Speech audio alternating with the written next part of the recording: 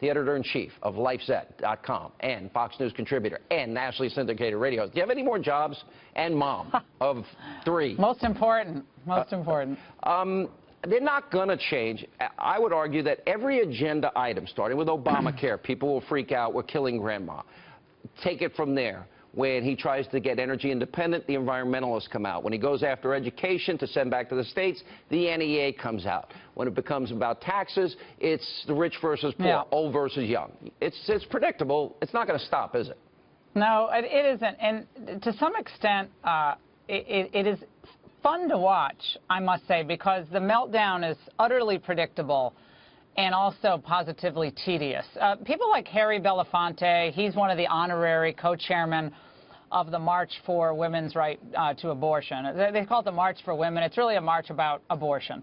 Harry Belafonte is one of the honorary co-chairs, and he was a civil rights pioneer for sure, but Harry Belafonte has gone so far left for many years, in ridiculing people who are black but not liberals, using the most horrible language to refer to conservative black Americans.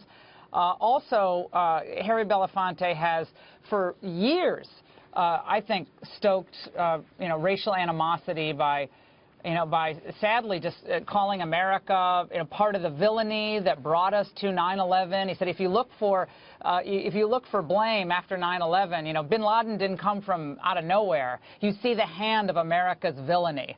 I'm paraphrasing, but villainy was the word he used to describe America after 9/11. This is the kind of agitation squad that we're always going to have out of the elite Hollywood left. They feel somehow expiated from their guilt for being successful or wealthy. I don't know what it is. And they feel better after they do a rally like the one you're going to see on Saturday, and they get it all out, and then they move on to the next issue. Let me ask you about another issue that came up today, and that is the president, now President, Barack Obama and Chelsea Manning, and the fact that, in fact, he commuted the sentence of him. And also, it was Julian Assange that had texted out that, well, hey, or tweeted out, if he acts, gives him an act of clemency, that he would come to the United States. What does this mean? Well, I think we have to look really carefully at all of Obama's pardons. The pardon and commutation power is you can't, there's no check on that. That's the presidential prerogative. He can do whatever he wants. But I think when, at a time where so many in the left are complaining or making these allegations about Russia and the release of documents, it is interesting that he decided to go with the Manning commutation. I don't think you're going to hear much of an explanation from President Obama. Maybe in some post-presidential interview, he'll give us some insights on that. But whether it's the Gitmo release or some of these other sentences he's commuting, I think again it's all going to have to be sifted out in the historical look back that well, folks the fact are going to that be the doing. White House was hacked, and the fact that the State Department, the Department of Defense, and including, by the way, the Office of Personnel Management, your personal files and 23 million others, and they didn't do anything, speaks volumes about how we have failed the American people. All right, I want to ask you, here's my advice for Donald Trump. He's 3 days from becoming the President of the United States. My advice is really simple.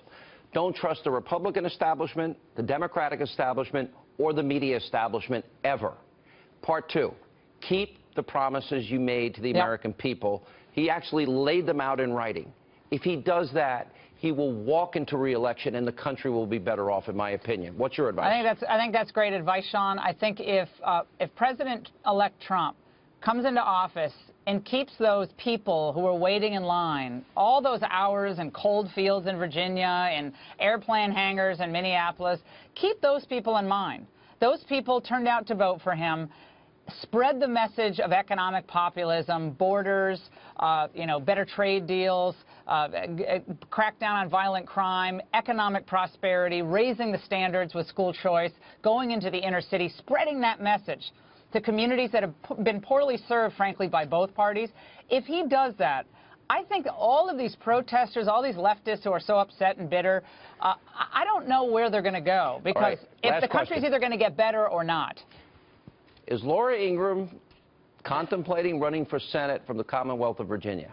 I have not set up an exploratory committee, Sean. I understand you weren't available to run it, so I haven't set that up yet. I will step out now. If you run, I will endorse and support you unless you want me to not do that because it might hurt you.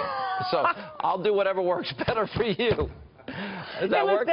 Yeah, in the Commonwealth of Virginia. Maybe you can unendorse in Northern Virginia and in sort of the heartland of Virginia. In Northern Virginia, the rest of Virginia, the normal part of Virginia, I'll endorse you.